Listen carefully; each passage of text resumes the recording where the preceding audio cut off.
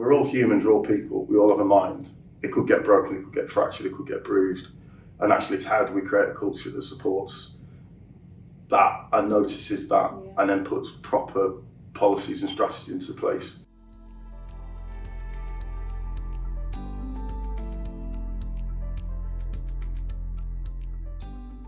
And I think it's important to just know, obviously, a bit about each of you a bit more, so we can kind of understand, your journey with mental health, but also how you feel about it, the experiences you've had in the workplace. So I'll start with you, Scott. Yeah. And tell us a bit about yourself and your journey with mental health and just how you've experienced it. So I'm Scott. Hello. I'm a senior QS. I work for Prism, SES Prism, who are part of the Weights group. My kind of mental health journey started back in 2011.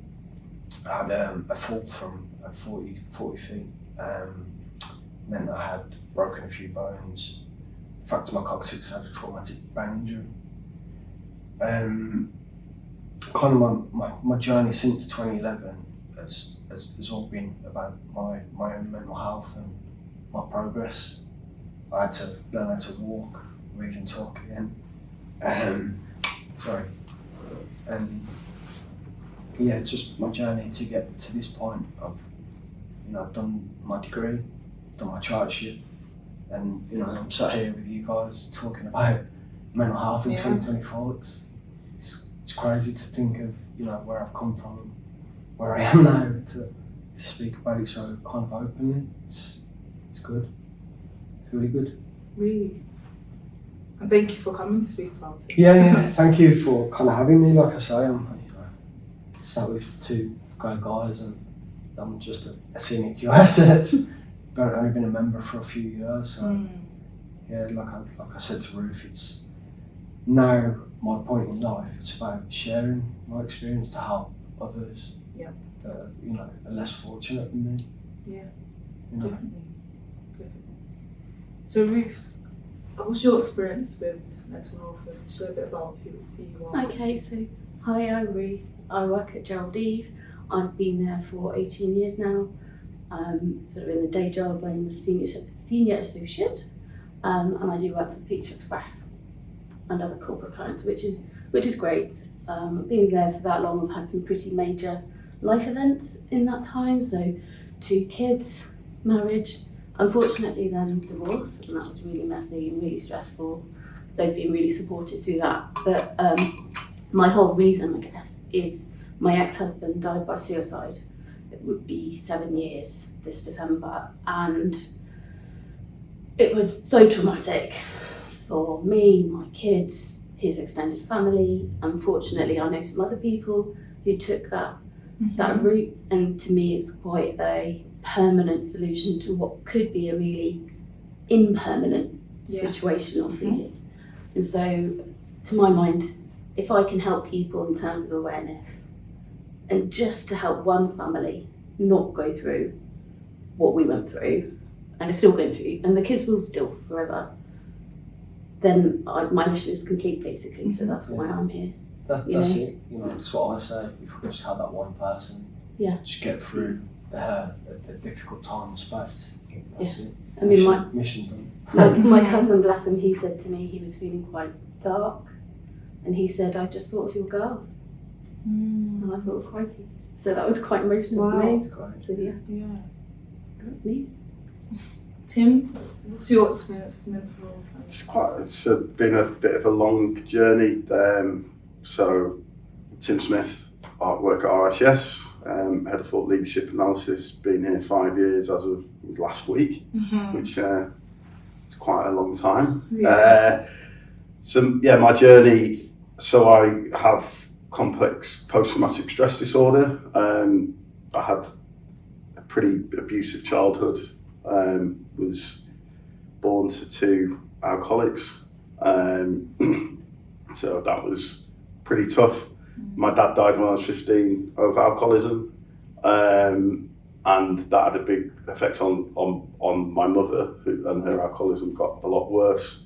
And I think I realised, well, actually when I got my diagnosis, that and speak to my therapist. Actually, I'd probably been depressed since I was a child, but I hadn't really realised it because I was, that was just my normal self. So I got the diagnosis and then realised that actually a lot of my coping mechanisms having a detrimental impact on my life, and I was like, this can't go on. So yeah, got a diagnosis. Luckily, I love cycling and I have a good friendship network and have passions, so that's allowed me to carry on my self-care and just make sure that I'm doing my best. There's no cure for it. I have to live with it every day, as most people do with mental health conditions. But yeah, that's my journey, and it's a journey that I go on every day. And some days it's good, some days it's bad, some days it can start off brilliantly, and it can end badly. But it's actually about knowing that, because I think that was the one thing I didn't know, that, and I couldn't exert any influence or control on that. So yeah, and exactly what these guys have said, I'm in a very privileged position that I can live with it and manage it, and actually that should allow me to help others that are in a similar situation know that there's hope.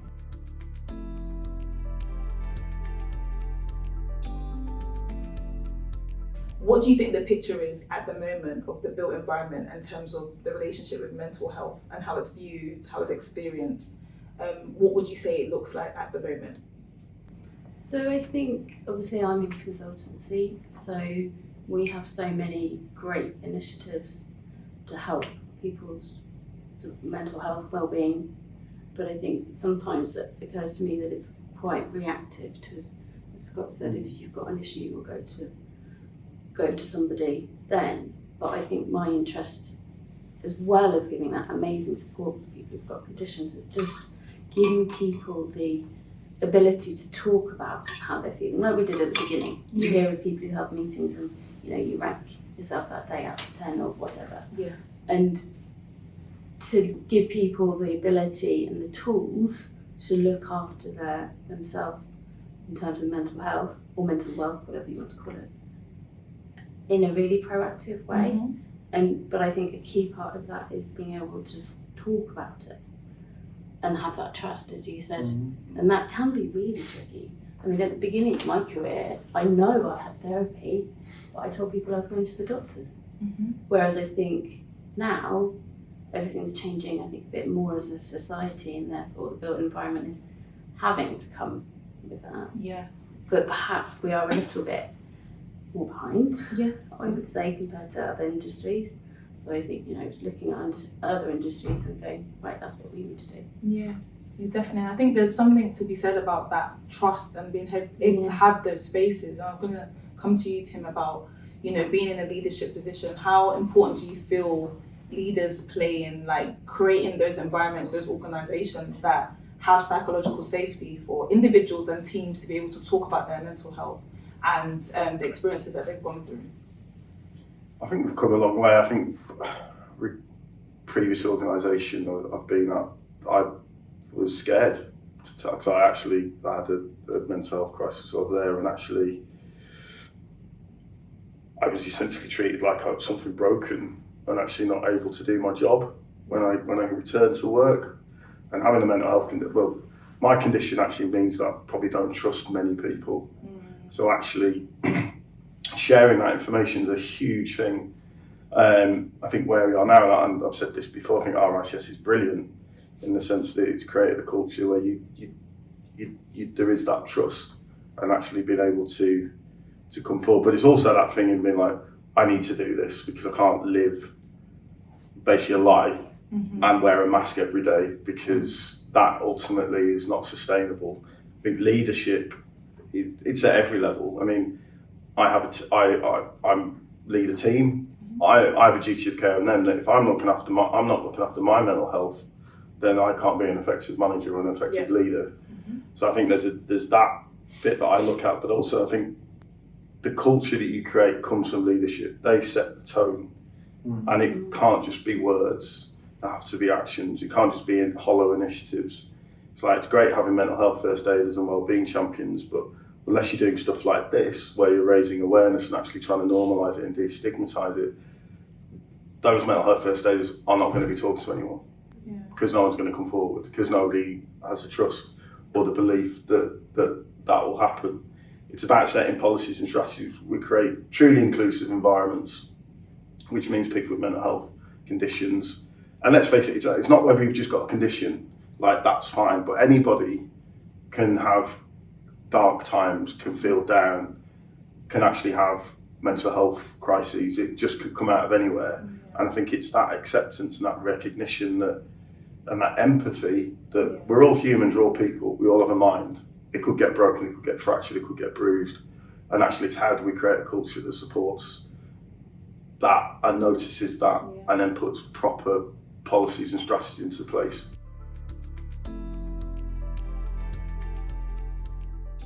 So we'll continue. So in terms of programs or initiatives, Ruth, in terms of how important do you think they can be in supporting safety for those who talk about the experiences of mental health? Do you know of any? Yeah, so actually I've been involved in setting up one with Geraldine, helping set up a buddy system for new graduates. I was looking at some statistics one day and there was a horrifying statistic that 74% of students' mental health was negatively impacted in COVID, which is huge. Yeah. I was thinking, what can we do? And I think there had been a buddy system previously, but that had got away. So, right, okay, we can help these graduates. So working with HR, we set up a system. So there are the people who are newly qualified or on the apprentice route, and they are matched to new graduates and new apprentices. So basically you've got somebody to speak to your silly questions, you're not going to ask your boss anything to do with the APC or the apprenticeship they've been through, and also just giving them that space away from normal work environment. They could have technical questions, but they might not be in the same department. So, you could have a building surveyor with a general practice, so you might not be able to have that conversation necessarily. But it's just having an ally, essentially, when you start. So as part of doing that, it's not just a case of you're going to have one meeting and they're going to show you where the loos are, etc. It's an ongoing thing, and sort of giving people that space to, as I said earlier, be proactive with how they are, with their career, their well-being, their mental health, and just say, so today, this is how I'm feeling, this is what's going on, whereas in 3 months' time, that might change. Yeah. So it's giving people that framework, I guess, to be able to flourish, I suppose. Definitely. And Tim, you've been involved in terms of in RSES, the Mental Health Network. And how did that come about?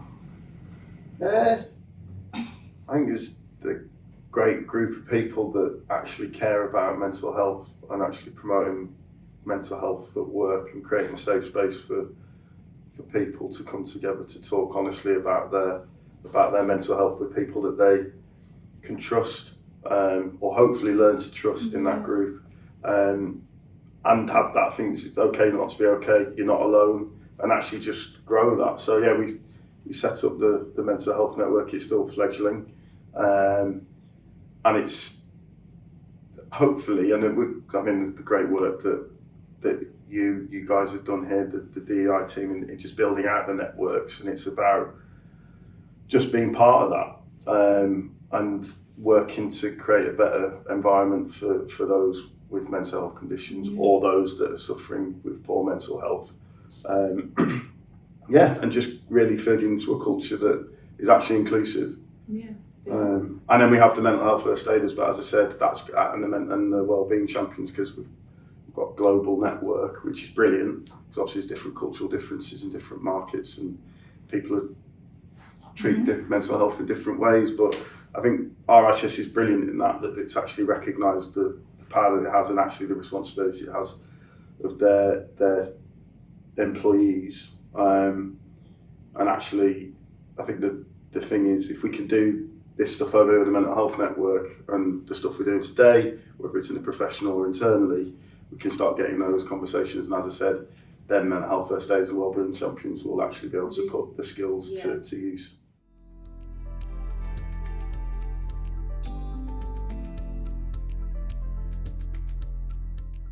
Scott, you're really involved in terms of amplifying mental health outside of obviously your daily profession. Yes. How important do you feel like it is to connect with organisations like Lionheart, be an ambassador and talk about mental health outside of your day job, and why did you choose to become an ambassador for Lionheart? Because everyone struggles to some extent, and we kind of touched upon it before. Like I'm in a privileged position now where I can openly talk and share my experiences to kind of give people hope and hopefully give them courage to kind of reach out and speak to the DI team or Lionheart. And yeah, hopefully they'll have a good supportive manager that they can speak to, and yeah. Yeah, I think collaboration is so key. And I was going to say, in terms of the conversation that we've been having, there's a lot about people speaking up and taking that leap, and then the leadership setting the tone. But how important do we feel like middle managers are, and like in terms of if they're listening to this conversation, how important of a role do they play in making sure that this actually becomes the experiences that people have? And I want to ask each of you your thoughts on that. So I'll start with you, Scott, and then we'll go on. Yeah, so from my point of view, such an important kind of aspect of work. The previous company that I was at didn't really have that kind of middle management to kind of develop and discuss these kind of issues with you and understand obviously your situation and what you're going through, how your mental health is. But my previous boss, who was actually a fellow of the RCS, very good guy, and he kind of gave me the flexibility to kind of be me really. But from he was a bit of an old gentleman, but I've got a lot of respect for him. Anything from a mental health point of view, he wouldn't really touch upon. Like, he knew of my accident, he knew that I was struggling, he knew that I was in therapy, but not once did he kind of ask me, how's it going, Scott, how are you feeling today, how's your relationship with your daughter? Yeah.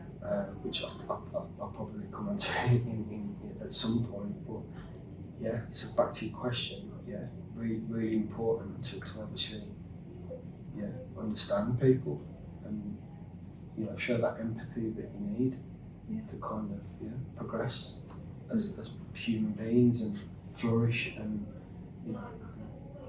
all the good stuff. So. Yeah, definitely. Ruth? So I think it's so important to get the top level buy into any initiative, but actually they're not the people who are actually going to do the job to help people. So it's about, as you say, about the relationships. So it's the people who are leading teams. It should be part of their job to know their staff anyway, but it's asking them questions. How are you doing today? The question I really don't like is, how are you? How long have you got today? But it's just being interested in people as people. I think we're not numbers. We're people. We're only going to do a good job if you're the happiest, the best version of you can be. And people have got to know that there are mental health conditions that Tim's talked about, that you may not get better, but you might have days better or worse than others, and I think just being aware. Yeah.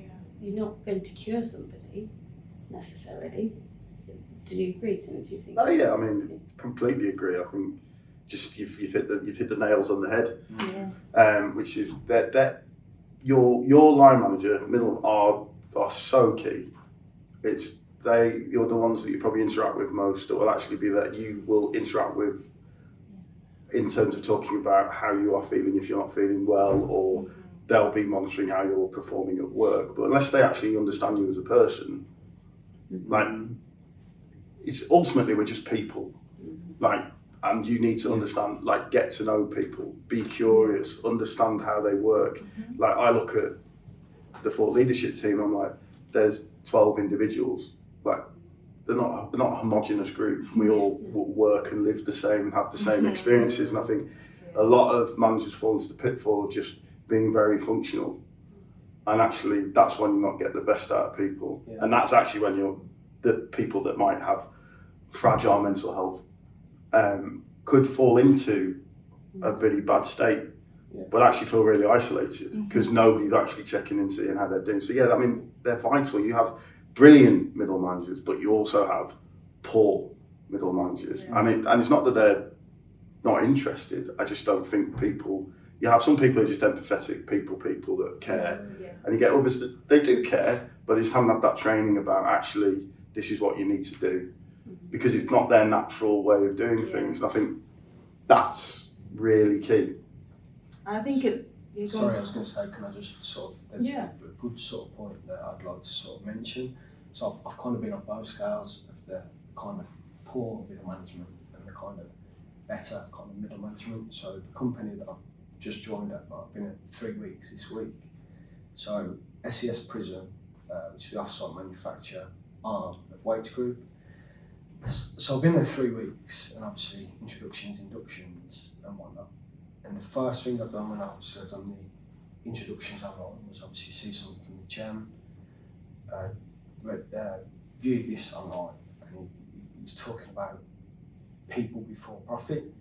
And I was like, where am I? That's just like, just completely just, I was told by a colleague who works at Weights, he said, once you join, it'll be a breath of fresh air. And I was adamant I wanted to get my project done in my previous company. I was like, nah, I'm stuck to doing this. I'll wait. But then when I finally done it was just, such a relief. I was struggling kind of mentally. I mentioned about obviously my relationship with my daughter kind of took a downturn, and my wife, because I was just so fixated on me. But then when I handed in my notice, people at work noticed the complete kind of change in my mentality. And from that moment, it was only like March time, my relationship with my daughter and wife just went through the roof. And it's just been like that, it's just growing. I'm only like 16th of May today, it's just sort of growing from that. And obviously just to hear this, breath of fresh air from the chairman of the Weights Group saying that it's people before profit, and they've got a new purpose, which is kind of music to our eyes, that to reimagine spaces for people to thrive. I'm just like, I've been there 3 weeks. I'm sat here with you guys. I'm thriving already. And I can feel it. And just to work for a company like that, it's just.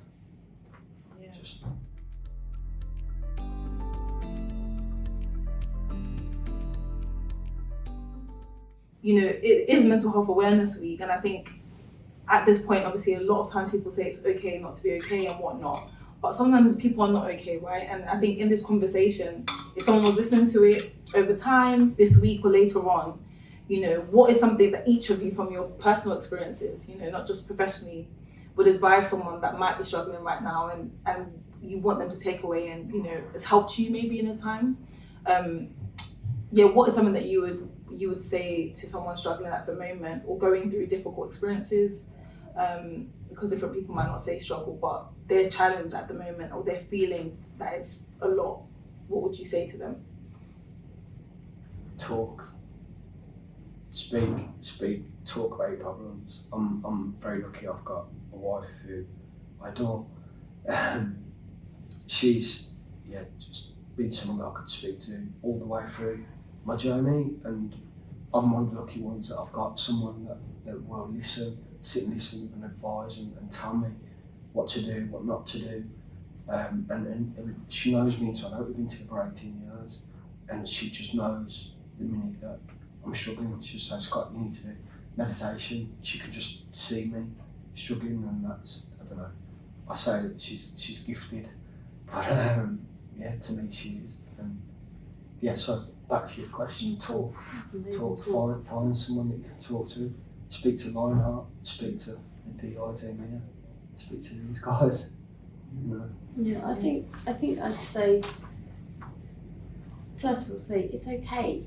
It's all right to be feeling however you're feeling. Don't beat yourself up because you feel like that.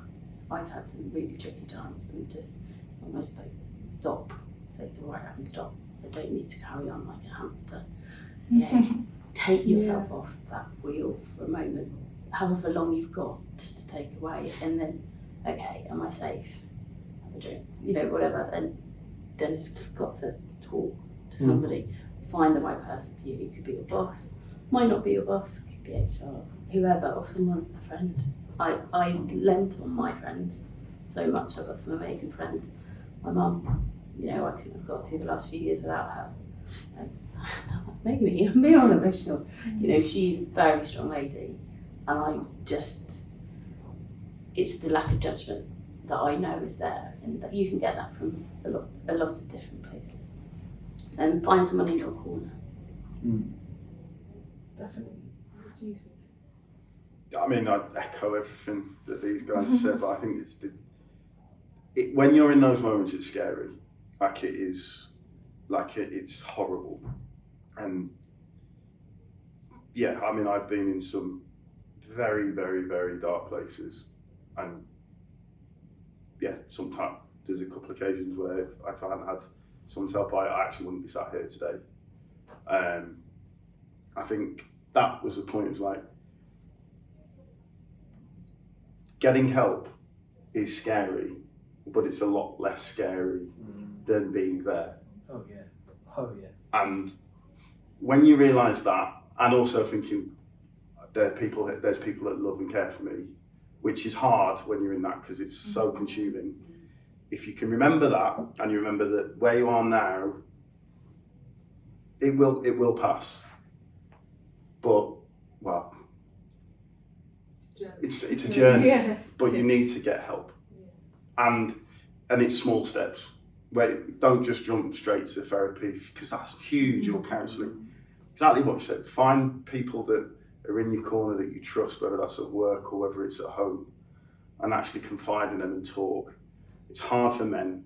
Yes. And that's the bloody primal instincts, and actually just break that down, because alpha male toxic masculinity. It's like, talk, because